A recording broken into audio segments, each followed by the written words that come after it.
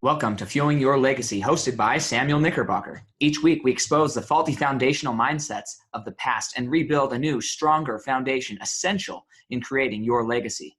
We've got a lot of work to do, so let's get started.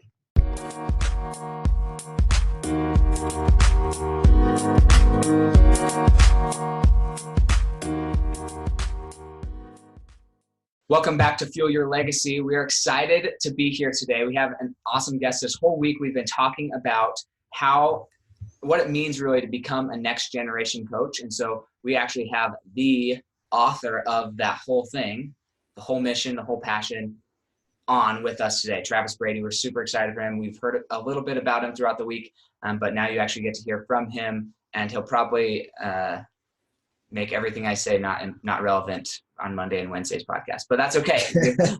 He's going to give you the real stuff. The thing is with Travis, he's always evolving and he's always changing. So even if you say what he was yesterday or a week ago, you're getting somebody different the day of. So that's what's cool about Travis, is he's always becoming next gen. That's his whole purpose, is to always become better. So that's why he's on here. I met him initially at a conference that he had put on, and it just helped me gain more clarity, helped me jump and do some more things that I was holding back on. I was a little scared to actually step in and do those things.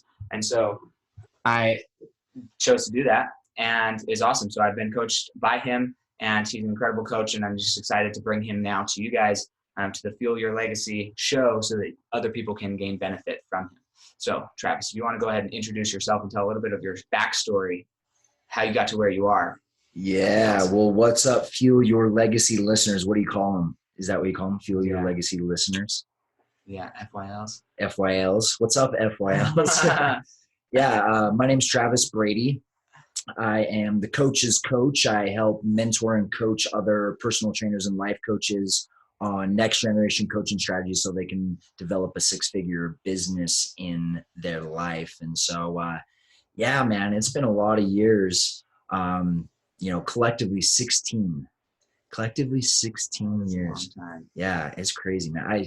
And so people are like, what are you, 40s? Or are you in your 40s? No, like I began like right out of high school, like legitimately right out of high school. I was doing two things simultaneously for about 2 to 3 years.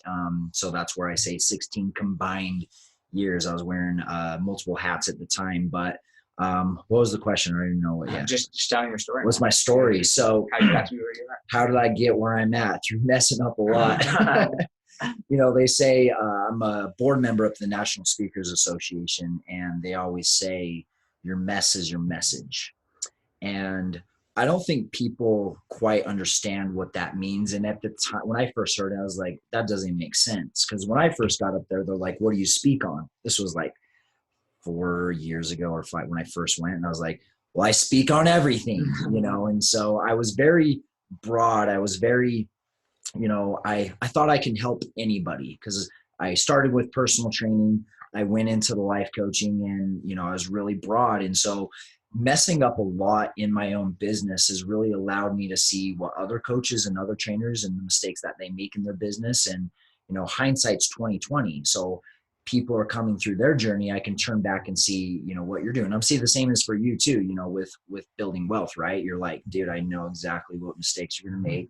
I know exactly what investments you're going to do, right? Yep. Yeah, exactly. Yeah. That's what we do. And that's why we're leaders, right? Is because we led the way through darkness. And one of my darkest times was I finished my bachelor's degree because I thought a bachelor's degree is the way to financial success. Because my parents never had a degree, so they thought that was the answer, right? Which I think a lot of people think that. Do you think? Yeah, absolutely. Too many people, I think. Yeah, too many people. I think, 30, 40 years ago, a bachelor's degree was maybe more a necessity than today. Don't you think? Yeah. Yeah, maybe back then. So they held these limiting beliefs that I needed a degree. And so I got a degree. I had just failed the second time in my training business. I got fired from my first job because I was selling nutrition plans to my clients. Don't help your clients, and so I got fired from that. I go out on my own. I don't make any money. In fact, I make negative money because I had to pay rent and gas money to get where I'm supposed to be. And so I made negative money. I'm celebrating my bachelor's degree with no job. Yeah, that's Pretty humbling, man. When you like literally this is what you want to do for the rest of your life. Like there's nothing else I wanted to do. I wanted to coach, I wanted to train, I wanted to help people. Like that was what I wanted to do. And so it was a really depressing time. And I caught a break. I got a job at this top level facility, and all month long I didn't get one freaking client. Like not one client.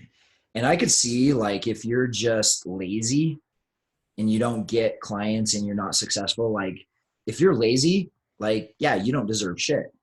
Mm-hmm. Can I say that on your podcast? You say whatever you want. So I don't get any clients all month long. On my way home, I made a decision in that moment. I said, I ain't doing this anymore. This is not worth the pain. My heart just can't take it anymore. It can't take the no. And so I go into my mom because her house was on the way, and I laid down and I just said, I don't want to do this anymore. I said, no one wants to work with me.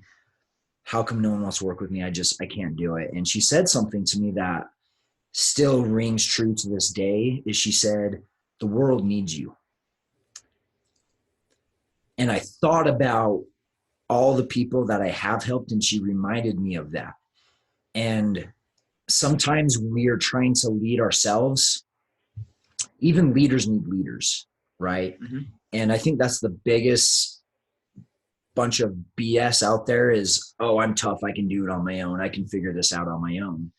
And it takes a team to win. It takes a team to win a Super Bowl. It takes a team to win a championship. And you see these entrepreneurs, but you don't realize behind the scenes how many people they have supporting them, doing their tech, helping with their accounting, like so many people, guiding them, coaching them, and I realized that I couldn't give up in that moment. And so I went all in, and I think there's something super powerful that happens when you go all in. And the very next week I got my first client, and it was like, oh, right. Mm-hmm. And you know what I'm talking about. Absolutely. Like, you're like, yeah, you're like, finally, this is working. Somebody said yes, yep. Because I was so used to being told by no, especially girls, and I probably accepted that a lot. I probably just, I went into a situation expecting the answer to be no. And so it's almost like I almost created that no. Mm-hmm. You know what I'm talking about? Yep. You did summer sales. You did summer sales. You know what I'm talking about. I know have you told the listeners about summer sales? That I talked to them a little bit about it. Dude, that's it. You should do a whole podcast on summer sales. I need to have more people. Dude, that's a good one. We were talking about on my podcast, summer sales. We should have talked more about that. Seriously, go and knock doors. Sell something. Yeah, they'll definitely learn. I'm gonna go sell puppies, dude. Yeah, I'm just gonna go sell labs. No, probably if you're giving away puppies, we would be all suspicious. Dude, I know, right? No. What's wrong with it? Yeah, dude, we should do an episode selling puppies. That would be funny, actually. And I don't know what the point of it, but it'd just be funny. Yeah. I don't know either. So, anyways, I went all in, and it's been sunshine and rainbows ever since. No, not really. Not really. Not even close. But I think that was a defining moment for me that you can't give up. Yeah. You got to give more. That's awesome. No, I found this awesome documentary on Amazon Prime. I don't know if you've seen it or not, but I think it's called The Men Who Made America, mm-hmm. something like that. Mm-hmm. And they were talking about the kind of the beginnings of Rockefeller, like John D. Rockefeller, how he came across his wealth and everything. He had kind of figured out how to manufacture kerosene out of crude oil, but they were just barely breaking even. And Vanderbilt, who was like the leader of a major train, like he owned 40% of all the trains in America at the time. He was looking for some oil people to partner with so he could carry the oil. And when he reached out to Rockefeller was going to go meet with him, but kind of timidly, like, yes, you're going to save us. Like, this man who has money is going to save us from ourselves. Uh-huh. And he put his bags on the train, but missed the train. While the train's going, train gets derailed. Everybody on the train dies. What? Everybody on the train dies. Oh my gosh. He goes to church. That sounds like Unbreakable. It's crazy. So So everyone dies. He goes to church and he believes it's an act of God that he was saved for something better. And so he gets on another train, same track, now going to meet with Vanderbilt, but instead of going timidly, he's now going, like, he had a whole identity shift. Like, his identity went from, I'm going, taking his hand out, to, no, I've been saved by God to bring oil to the world. And this person is now owned by me. And so he goes in and he talks Vanderbilt into a deal that, I think he talked him down, like, he only had to pay 2/3 of what everybody else is paying. So he got a 33% discount on all of his transportation and of his goods, because he just straight up asked for it. Like, that was how he just became this really shrewd person out of, like, a crusade, a religious crusade of bringing his message to the world. And it's just so interesting how when he committed, he said, yeah, I'll have Vanderbilt, I'll have all of your things filled. At that time when he committed, he only actually was producing enough kerosene to do 1/3 of what he just said he was going to do. So he, like, went all in, and with the confidence and knowledge that, like, God was on his side, he became John D. Rockefeller, which is crazy. Dude, we're all here for a reason. Haven't you heard someone die over the weirdest thing? Yeah.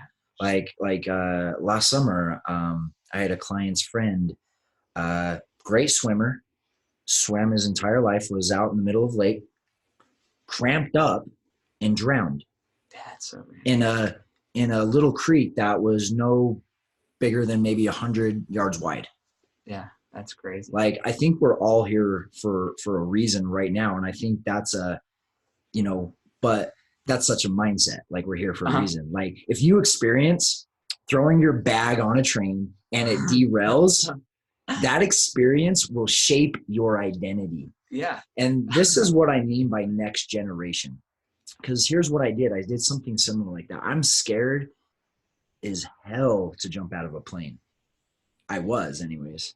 And I was like, I got to attach this to something. I can't just jump out of a plane, I have to attach this to something. Give it meaning. Give it meaning, exactly. So I said, what can I give jumping out of a plane meaning to? And so I was really thinking, what would I be willing to die for? What would I be in that time in my life? I don't have kids, I didn't have a wife or a fiance. And so I was like, I'm willing to die for my message. I'm willing to die for it. And that was the whole intent of it, is I'm not just jumping out of a plane. I'm throwing myself and willing to die for my message. And before I jumped out of the plane, I said that I am willing to die for mind and body transformation. Something like that. I can't remember exactly what I said. But thinking about, have you ever jumped out of a plane? Yeah, that's I'm still you got to anchor it. I'm willing to die for the FYLers of my podcast. Yeah. What do you guys think? Yeah. They're cheering right now. They're clapping. No, do it, dude. It's super powerful. After I did that, every time I've had a powerful experience, results, man, just results. And that's where I believe is the next generation. Experiences make who we are, right? You're knocking door to door made you who you are. But through those experiences, getting off on a tangent right now. No, but through those experiences, they'll shape us if we choose into the right thing. And I don't think people choose into the truth. They always choose into what's not true. I think they choose into what they're scared of, and that's an evolutionary thing. Yeah, we have to, like, it totally is. If there's a potential threat, and that's what's interesting watching this show. Every time there was a potential threat, rather than backing down, the people who are like the movers and shakers, the people who created America, like, what we know about America today, the people who created it, created the system, the way that we now live in, they were willing to go beyond. Like, they were willing to just go into willing to die for it. Yeah, and they were not going to be beaten. It wasn't about money. Like, they're the richest men in the world, but it wasn't about money. It was about, am I my best self? Am I giving the world my best? And they were not concerned about any potential threat. All they saw was winning, and they only understood winning. They were brutal, cutthroat. I didn't know this about, like, Carnegie. Dale Carnegie? Not Dale Carnegie. Andrew Carnegie. Andrew Carnegie. The Steel Man. Okay. So Dale Carnegie is the guy that wrote the books, right? Yeah. He's a good like man. distant cousins, I think. Are they really? I think so. Interesting. But Andrew Carnegie, he knew that he was a good-tempered man Mm-hmm. and would never do anything bad. So he went and hired this guy named, I think it was James Fisk or something, hired this guy who was just a ruthless, cutthroat, would like literally beat people up to run a steel mill to make it more profitable. He went back to Scotland, Andrew Carnegie did, and while he was in Scotland, this Fisk guy was making the working conditions were so bad, everything was just terrible. And so all the people, they unionized and they went on strike. Mm-hmm. And he hired the Pinkerton detectives to come in and disband the strike and killed tons of the men who were working there. Just like they were barricaded in the steel factory, protecting it because it was their factory, the union. And the Pinkerton detectives, like straight up outright war, shot defenseless people to prove a point that they were not backing down on their, like they were going to be as financially. What point are you trying to prove from the story? No, it's just crazy. But like they just don't care. They're willing to win no matter what. Like they will do whatever it takes to win. And unless you're there to like, are you really going to go after your dreams no matter what it takes? Like no matter what it takes, you're willing to do anything to be successful. And that's the mindset of these people who have these long-lasting legacies. And so for the point of fuel your legacy, you've got to think about like, what am I willing to do and what would stop me from accomplishing my legacy?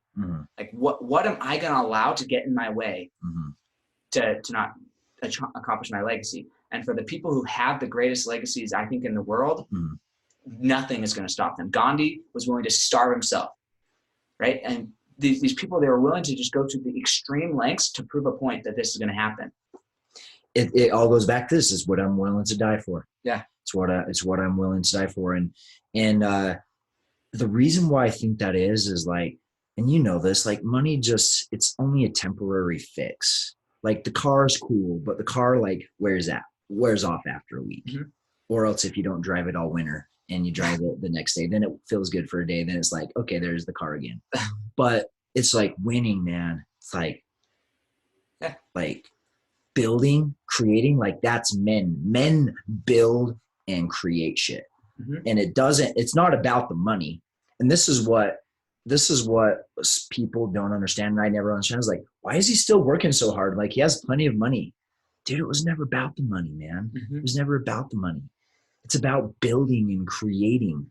Right. And men, when men are struggling, hands down, I already know why. They're not building. They're not creating. And not only are they not building or creating, the next level of that is they're not building and creating something that they're passionate about. Yeah, I think, and I would say the next level or in between that level is themselves. You can go build, and this is just from personal experience. I was in construction for a long time. I did construction for 5 years. I did summer sales. I did summer sales for 5 years.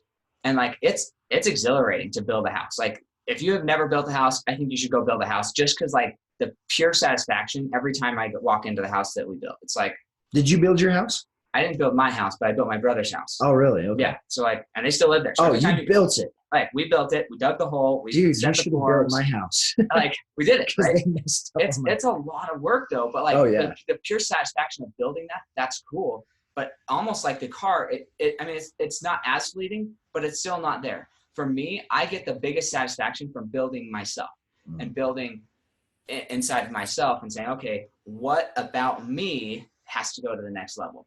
What about me is becoming the next generation? What about me is really going to add value? Because I believe if I build myself the most, then I can build anything else. Right? If I can build myself, then anything is a possibility as far as structurally building or business or anything like that. But if I'm not building myself and I'm just out building something, I was on the phone with a person the other day.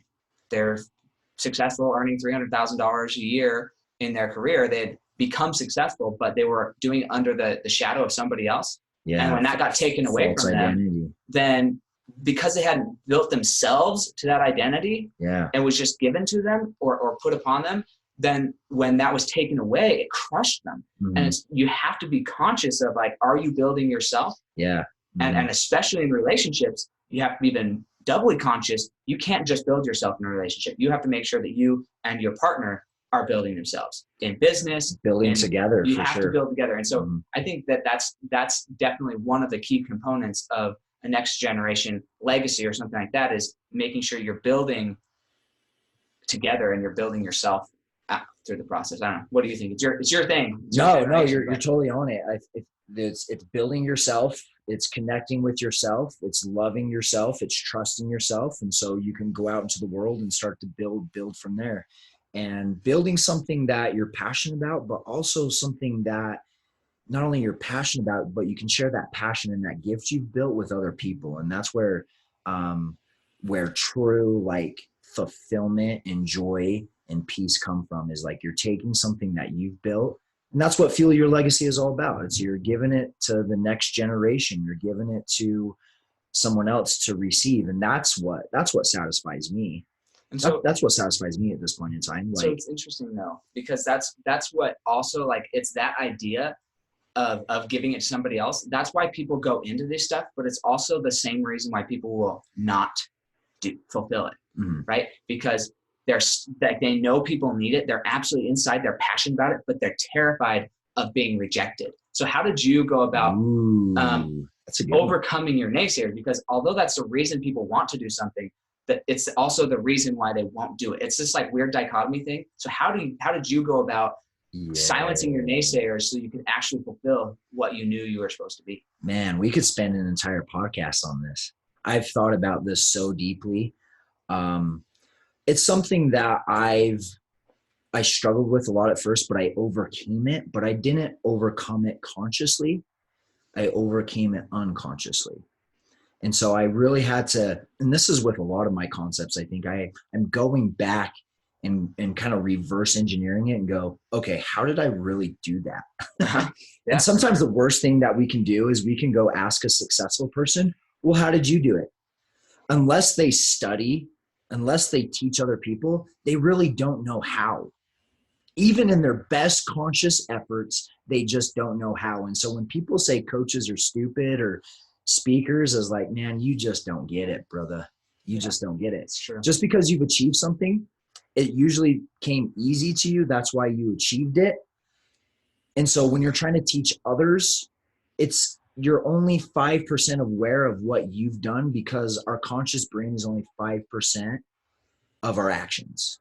Mm-hmm. Does that make sense? Mm-hmm. Yeah, absolutely. So I've really dug into this and go, gosh, what did I do? And here's a couple of points. One is I never believed in people who didn't have the result I wanted.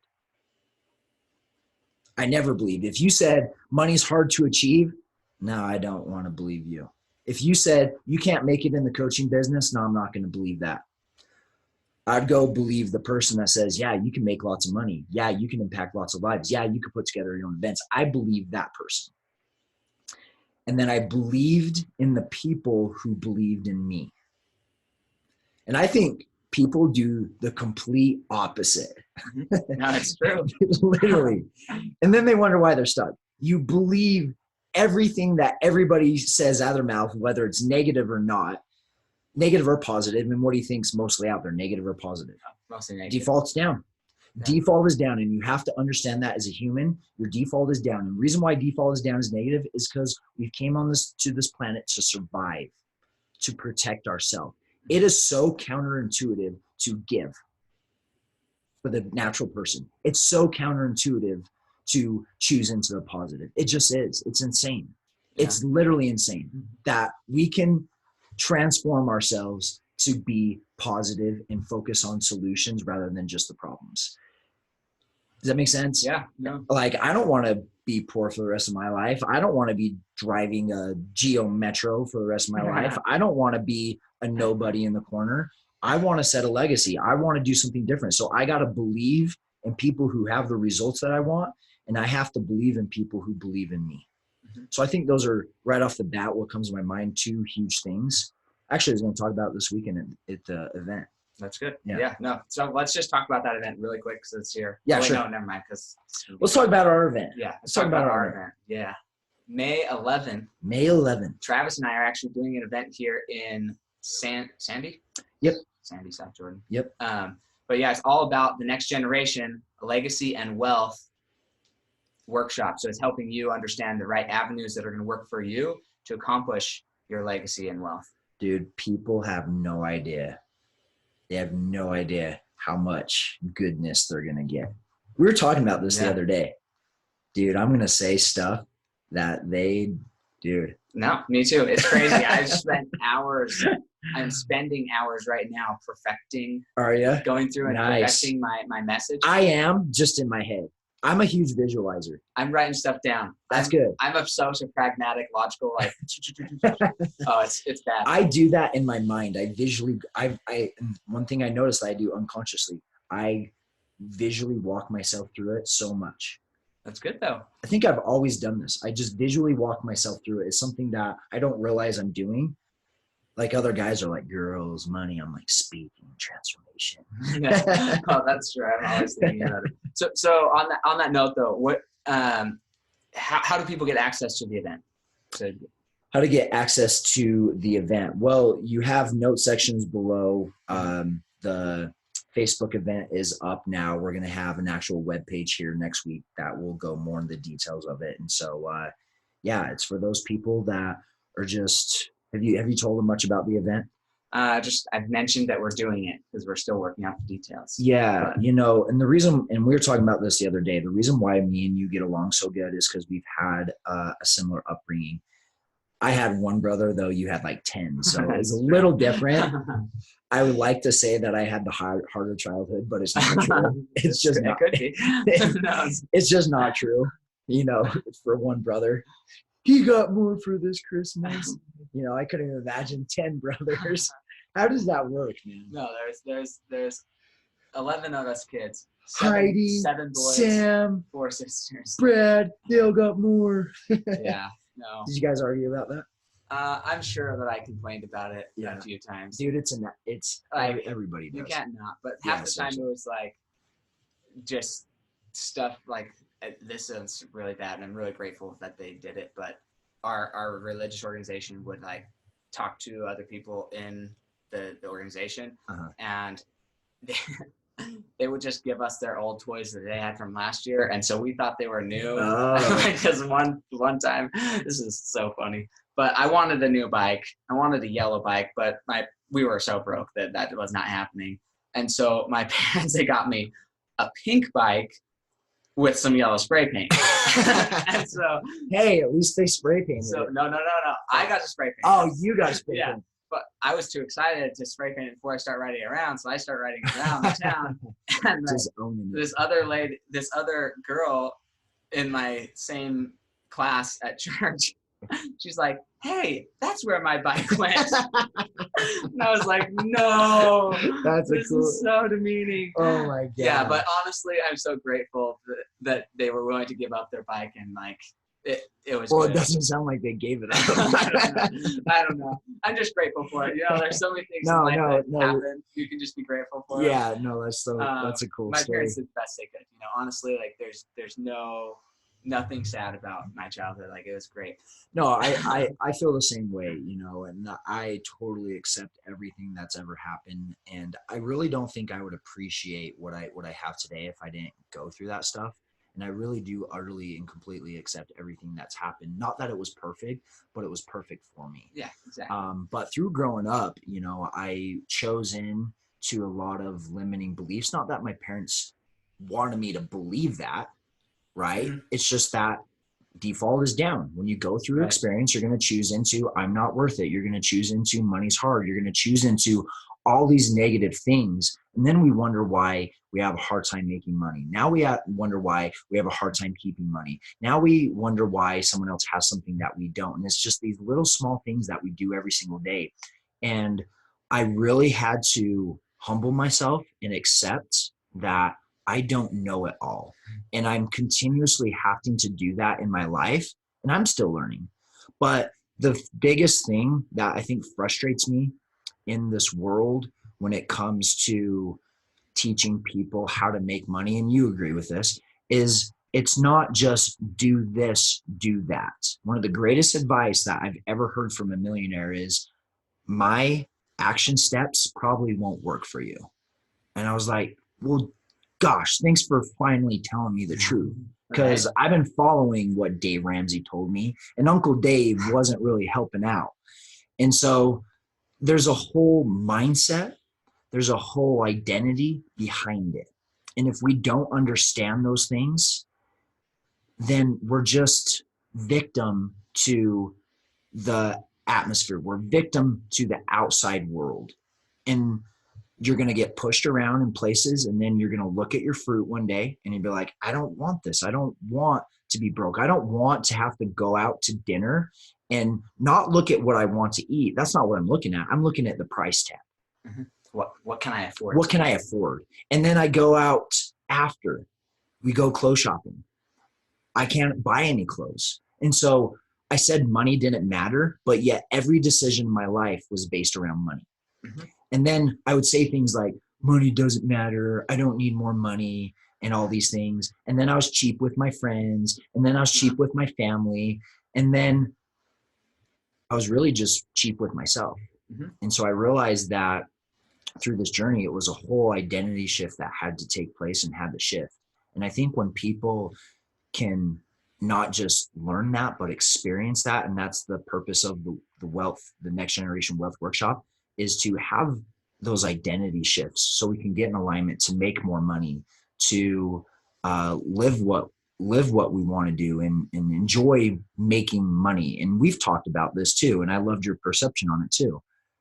Enjoy making money, regardless of what that is. And you hear people, you have to do this and you have to do that, and all those things. Yeah, you tell them. Yeah, well, I just think that's one of the major things that I am so passionate about. Is like, I love what I do for work, and I make money doing what I do for work. Travis does something different than I do, but what's important is you identifying your identity, you identifying what you're passionate about and how you want to make money, mm-hmm. and then go be world-class at it, leave a legacy like Rockefeller, like mm-hmm. Carnegie, like these people. Like if you are the best and that's what you focus on, I'm going to be the best at whatever it is I'm doing, then that's what's important. How you make your money is not important. I want to make a quick point here. So I played baseball growing up, and my dream was always to be a professional baseball player. Like, what cooler job? Like, you don't have to work, you just play baseball and just get paid millions of dollars. And I remember when I was in high school, someone said this to me: you'll never make it. You have to be like one of the best people in the country. You'll never make it.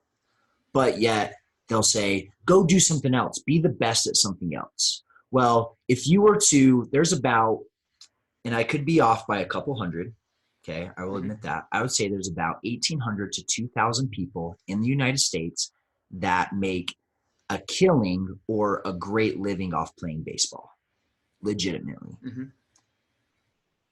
1,800 to 2,000, if you're doing the math. 30 teams, about 30 players, mm-hmm. right? AAA and professional. So you see where the numbers came from? Yeah.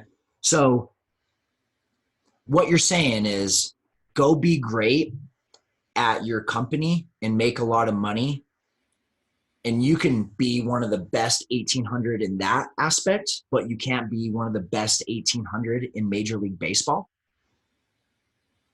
You don't make sense. So what you're really saying is you don't feel like you're good enough, and so you have to reflect how you feel onto me. Mm-hmm. And I really think, dude, I think if I would have known better and I didn't have parents, or not saying my parents specifically, but other people's parents putting that belief, I feel like I'd be playing Major League Baseball right now, because I'm just ruthless, dude. I'm just like ruthlessly committed.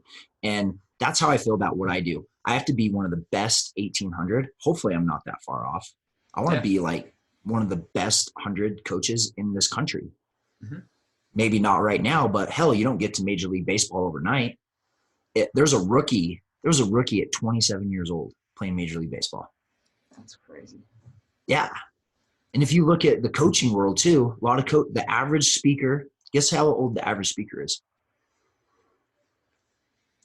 I would say the average, who I would consider like professional, that everybody knows their name, the average one of those, maybe 50, probably closer to 55 though. That would be my assumption, like average. Some of these people are not young. Yeah, and that's pretty good. The average speaker is 45 years 45, old. Yeah. 45 years old. Dude, I'm on my way to the major leagues, bro. Yeah. Me too. You see what I I'll be mean? there before you too. I'll beat you there. All right. Game on. I love it. But does that make sense? And so I think people tear down one idea, but they say, no, you can do it over there. But that contradicts the whole idea. That contradicts the whole thing. And so I've been thinking about this last week. That's good. I've been thinking about this last week, and I was like, that's bullshit for them to say that. That's bullcrap for them to say that. They can't say you can't be successful over here, but you can be successful over here. You know, and it makes no sense. It just seems what their surroundings, the way they grew up, what they believe success is. Like they probably think that because of the way these major league basketball players or baseball players, because of the way they're presented to them just from a distance on TV, they don't see all the hard work. So they think, oh, it's just these people are incredibly talented and I could never do that. However, I know how to do math. And so if I just got really good at doing the math, then I can become the best math person, because that's a learnable thing. But playing Major League Baseball, that's not a learnable thing. Yeah, they think it's a natural talent that's just given to you. Yeah. Dude, I was the kid in Little League, the only kid in Little League that was on the All-Star team that didn't hit a home run. The only kid on the All-Star team that didn't hit a home run. Once I got to high school, I led the region in home runs. So what does that say? That you hated it. You hated not being the best. That's probably part of it. But I think the core concept, I mean, you could draw a lot, but the core concept that I would that I'm going to present is it's not really natural talent then. Not at all. Which is cool, because I'm not really good at a lot of stuff. No, me neither. Well, my wife and I were talking because she's like, how are you so patient or whatever?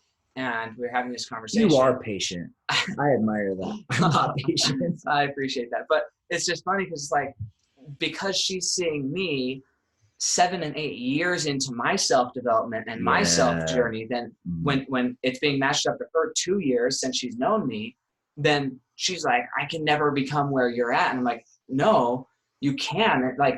It may be frustrating that you're the cause or the potential cause of now our children responding a certain way. Yeah. Right. That's and it should be frustrating, right? It's like, so they're copying me. And she's stressing me out about that. And for me, I'm like, that's the coolest piece of knowledge I could ever receive. You tell somebody that the reason that somebody else is copying you, the reason somebody else is showing up the way in the world is because you're showing up that way. Some people get frustrated and no, it's not my fault. Dude, it's your fault. That means you can impact it and you can change it. That's the most liberating thing that I'm getting freaking goosebumps. I love this concept that I want to say it's your fault. It's your responsibility. It's your responsibility. Sure. And but I get where you're going. But I get where you're going. And here's the reason why I say that. I'll accept that. Yeah. And I get what you're saying with this. And here's the reason why I say, dude, it wasn't my fault I had a shitty money mindset. I grew up with that. It was my parents' fault. Well, actually, it wasn't their fault. It was my grandma and grandpa's fault. Grandma and grandpa and their parents. Well, it wasn't their fault. Sure. It was theirs. But it's no one's fault. But who in the hell is going to take responsibility? Yeah, I am. Exactly. I am going to take responsibility. No, that's exactly right. So anyways, the idea of because I know why it's happening, just the simple of being aware of why something's happening, that's liberating. Knowledge can be power if you choose to turn it into experience and understanding. Totally. Knowledge, you're wasting your brain activity, and you should probably get rid of as much useless knowledge as you're not using, because it's just making you tired throughout the day. It's stressing you out. If knowledge isn't serving you, get rid of it, because it's not helping you. That's absolutely certain. The amount of energy it takes just to make one decision in life is so much energy that it's not you should minimize your decisions by getting rid of all the useless knowledge. That's my opinion. Get rid of as much as you can. No, I totally agree. Knowing, wow, I can now take responsibility. I can choose to act because this is the way it works. This is the way natural law happens. This is what's happening on an energetic, quantum physical level. If I'm in this energy and then I'm inviting somebody else into this energy, okay, then I need to change my energy. And the funny thing is, when we expect somebody else to change and we're yeah, you can go change and you should change. Why aren't you changing, right? And we're unwilling to change ourselves. That's when it's just this is ridiculous. And that's why I said at the beginning, Travis is somebody who's changing every day, right? every time I meet him, he's like, I walked in today to record this podcast. He's like, oh my gosh, I just had this mindful breakthrough about how cool branding can be. And like, I'm so excited to share this, right? Because every day that I see him, there's another thing that's going on in his mind. And it's just like, I just had this breakthrough. I had this breakthrough. And I don't know if he experiences the same with me. I feel that way about myself. Like the more I talk about things, the more I think about things, the more clarity I get about what I'm trying to accomplish in life. Yep. And amen. Yeah, it's awesome. So how can we as a Fuel Your Legacy Nation audience, how can we learn more about you and support you in building your legacy? Well, appreciate that, man. I invite all the speakers, life coaches, and personal trainers to my Facebook group. It's the Next Generation Coaches. That's my movement. And the movement is let's up our game as coaches. Like, let's get better at creating transformation in the world. And so if you want to join the group, I actually give away a free $200. Actually, it's $1,000 program for free. It's a cheat sheet on what do people's actions mean. Because behind every action, there's a belief. Mm-hmm. So I give you the cheat sheet. There's a webinar called 6 Steps to 6 Figures. This isn't just something that I've noticed and has helped me. Every coach that goes up to 6 figures follows these 6 steps. And I already know the 7 steps to 7 figures. What do I tell you? Yeah, go for it. Should I tell you? Yeah, you should. I don't know. I feel like or they should go get the 6 steps. Yeah. And then you should tell them. Yeah, I should tell them. Yeah. I'll do a video. I already know the 7th step and I'm working on it right now. Yeah. And then soon it will be the 8 steps to 8 figures. 8 steps to 8 figures. I'm a billionaire. That'd be awesome. That's a legacy right there. So yeah, if you want to go to the Facebook group, the Next Generation Coaches, leave your cell phone number there as you answer the questions and we'll send that to you guys for free. But yeah, come be along. I'd love to share everything that I've learned. Not trying to sell any same thing. Just want to join, just want a culture and a movement to be there to help each other in what they're doing. Yeah, for sure. And just before we get into the last 2 little segments here, I really respect Travis for a lot of reasons, but one of the reasons that I can fully say this is he, in my opinion, is the most integritous coach in the industry. Thanks, man. I appreciate that. I really honestly believe that he's not going to – he'll sit down with people. He's going to identify if he can help them. And if he doesn't believe inside of his heart – well, not necessarily if he can help them. I believe he believes he can help people. But if he doesn't recognize that they're willing to get the help, then he's not going to let you waste your money. And so from a coaching perspective and from an industry, there are so many people out there just trying to get your money. It's like ridiculous. It's a cesspool. I think it's fair to say. It's pretty bad. Like, yeah, and it's crazy. Yeah. And so, and I really appreciate you saying this. And that's Next Generation. And that's the movement I want to create in this culture. And I used to believe that I didn't always operate this way, especially earlier in my career. I felt like I had to push things and it always blew up in my face. And I don't know when the switch happened, but it just got to the point is like, I need to transform who I am. And that's becoming a next generation coach, is just being fully honest and upfront. And people feel like they have to lie to get people into their programs. And I promise you guys, it always backfires at some point in time. And I've just seen it happen too much. But the cool thing is when you are operating fully, transparently, honestly, in leading from your heart, oh my gosh, I promise it comes back in the biggest way. Biggest way. No, I've seen it happen for him. Mm-hmm. And I really respect it because I have some of my clients are people who met with Travis and it wasn't the right time for them to meet with Travis. And they're working with me right now with hopes to work with Travis. And I respect that. Because they're willing to put in that word for him, right? And so I've seen it firsthand with people who he's told, look, right now is not the right time to work with me, and that's a huge thing. Like it's just one of the coolest things to see and to hear the rumors, I guess you could say, on the back end of how good he is. That's a good rumor. Yeah, no, that's a really good reputation. It's a really good rumor to be having spread about you, and So I just want to share. I want to keep spreading the rumor because it's incredible.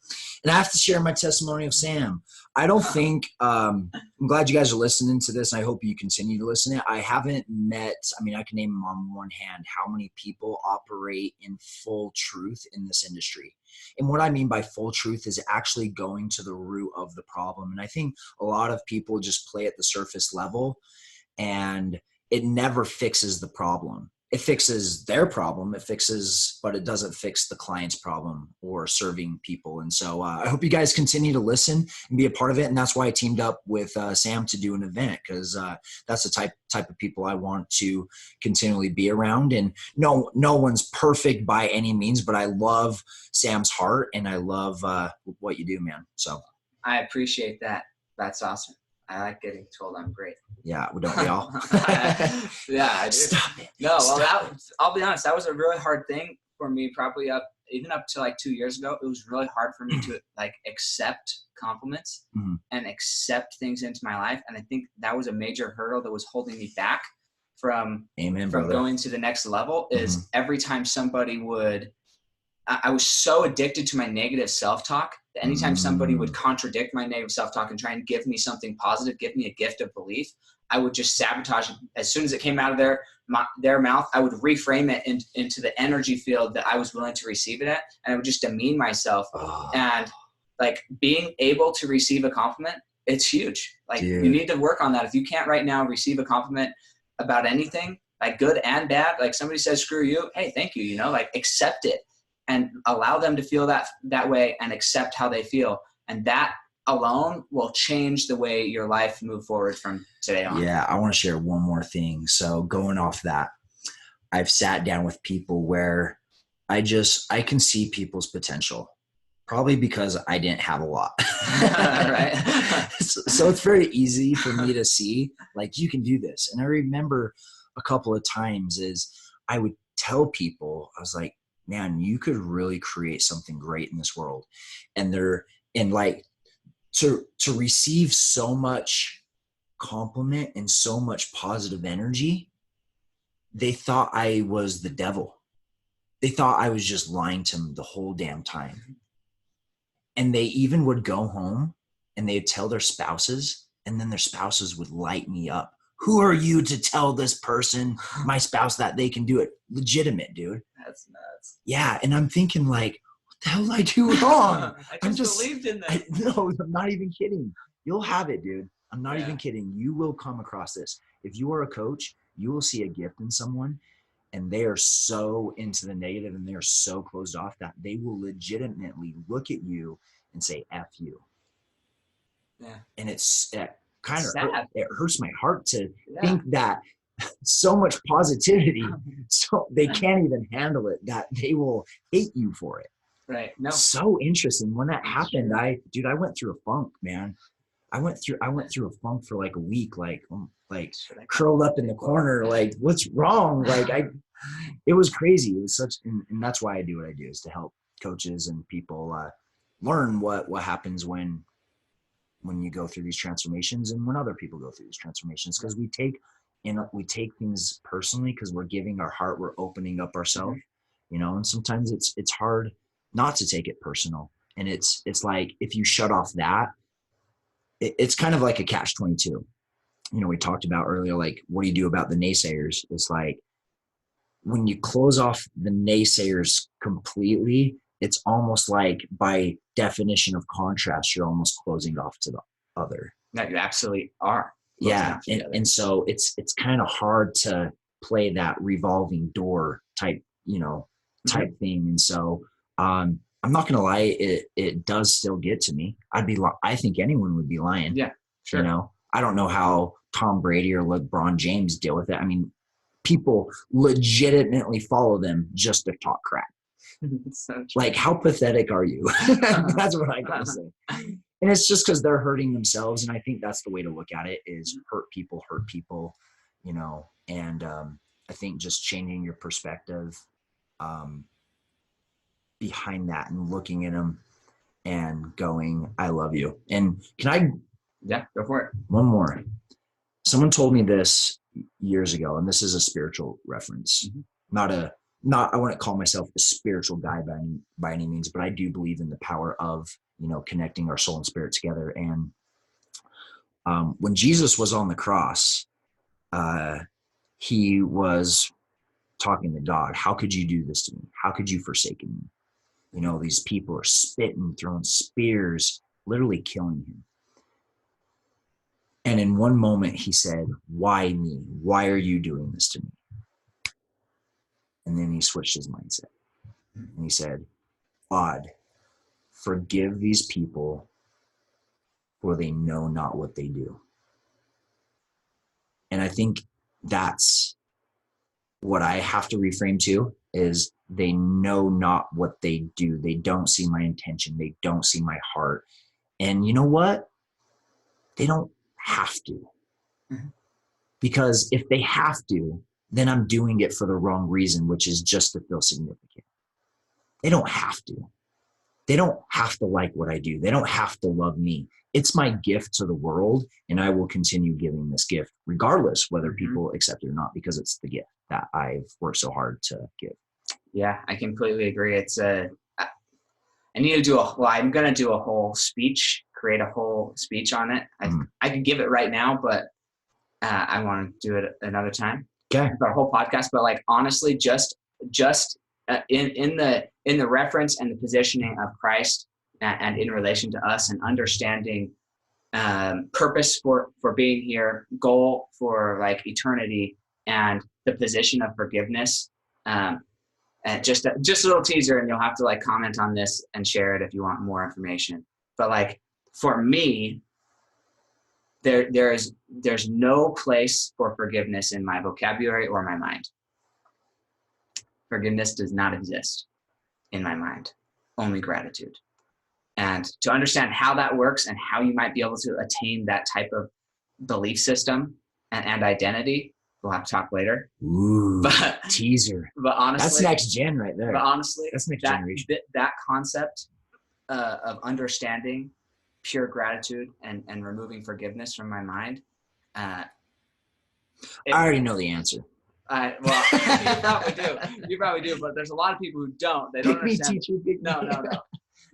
No, and I agree. You guys should totally listen to that, because that would totally open. Yeah. And I agree. I already know where you're going, and I totally agree. Yeah, it's life changing. But so here's the final question, Travis. Yes. Now you're dead.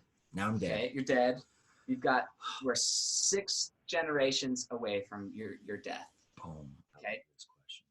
And so the question is, what do you want your 6th generation grandchildren to be saying about you? What do you want your legacy to be in 6 generations from now? Well, I hope they've named one kid Travis John Brady, like the 6th or something. The 6th? No, I'm just kidding. What do I want them to say? He was the one who created the next generation movement. Perfect. Yeah. He's the one that started this. I don't think I'm the one. I don't know this yet, and this could be a limiting belief, and I'm not judging it or saying it's right or wrong. I don't believe I'm the person. I'm the creator of it. I don't believe I'm the person that gets it out to the world like Tony Robbins does. I believe I'm just the creator. That's cool. I know it's kind of a limiting and weird mindset, but I guess it's the law of detachment. I'm detaching from it and I'm just going. Right. That is totally my vision. Sure, that the whole world has it. But I know I'm the creator of it right now, and I'm okay with it. Yeah. No, I think that, again, it goes back to this documentary I'm watching, but like, all the people there, most of them, they saw themselves as the creator of the oil industry, the creator of the steel industry. They didn't know where it was going to go. They didn't anticipate everything that was going to be happening. They just made decisions because that's what felt right at the time, and they just went with it. And then they looked back behind them and they saw this empire that they built. Yeah. And it's like, wow, that's really cool. But never at any time did they identify as the empire builder. Yeah. They identified as, I'm doing my best to share my message. Yeah. And I totally get that, because where I'm at right now in my life, I didn't think I would have gotten to until I was like 40 or 50 years old. Like, I legitimately didn't think I would be where I'm at right now, but I got here just by focusing on well, what's the next month's goal? What's my next target? Mm-hmm. And so I don't want to put that unnecessary pressure of like, I'm changing the world with my message, because I think it will turn me into a crazy maniac that no one wants to be around. Well, and to get to your head, the ego will come in and will dilute your message rather than. Yeah. And I think if you would have asked me a year ago, I think I would have said, yeah, I want my message to be as big as Tony Robbins. And right now I'm accepting it for what it is. I'm detaching it. And like I was saying, I'm not judging it. I'm just, that's what it is. And it feels good right now. That's cool. Mm-hmm. Awesome. Well, thank you so much. And definitely go check Travis out. He looks great. I mean, go check out his Facebook and his Instagram, Travis Brady. Sam always looks great too. You're kind. I appreciate that. And go check them out. He also has a podcast. I want to make sure that we get to hear from him. He has some awesome guests on there, of which I was a guest. Like Sam. So yours is dropping Friday, the 8th of March. There you go. Yeah. Perfect. Friday, 8th of March. And so that's a good one. We got into some deep conversations too there. 100K coach's journey. Definitely want to go check that out and listen to it. There's just so much more. If you want more from Travis, he does events every other month. I don't know. You do a lot. Like I think I have 12 this year. Yeah, that's cool. I know. Yeah. It is cool, but it's crazy. It's crazy, but cool. It's crazy, but cool. I mean, the thing is, you want to be around people who are constantly giving and constantly sharing as much information as they can. If you follow him in his Next Generation Coaches Facebook group, you're going to see just like, I honestly don't know how he creates as much content and creates the time to share as much content as he shares. Dude, I just like hearing myself talk. I get super busy. So like, I'm still working on it to get to that level, but it's exciting and it's inspiring to watch. So appreciate that. And his tagline, so you can share your tagline. Man, which one? Be inspired is the mind, be strong. So I would say be inspired, be strong, be next generation, because the world needs you. Awesome. Hey, thanks a bunch. And we'll talk to you next time on Fuel Your Legacy.